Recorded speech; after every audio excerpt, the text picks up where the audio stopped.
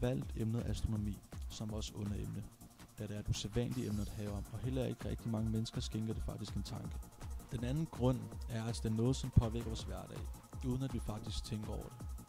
Det er astronomiens skyld, at hvert enkelt menneske kan ringe, eller sms'e, eller det hele taget bare kommunikation med hinanden. Det er astronomiens skyld, at man kan bruge internettet, se fjernsyn, bruge online GPS i sin bil osv. For det er inden for astronomi, at man sender satellitter op i rummet, som gør det muligt for os at beskæftige os med de diverse ting, vi nu beskæftiger os med. Men det er ikke kun det, astronomi går ud på. Ærligt. Prøv lige at forestille dig, at du er lidt uden for byen, sammen med din kæreste, en smuk sommernat. I ligger ned og kigger op mod den overdådige skyfri himmel. Hvad tror du, I ser? I ser stjerner. Ufattelig mange af dem. Det er et utroligt smukt syn, som selv den mest koldblodige sjæl ikke kan modstå.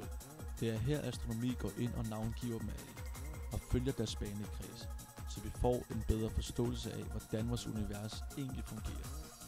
Det er astronomiens job at finde nye planeter og udforske universet. Det er inden for astronomi, at man prøver at finde ud af, hvor vi mennesker egentlig kommer fra, og at man prøver at finde planeter, der minder om vores planet.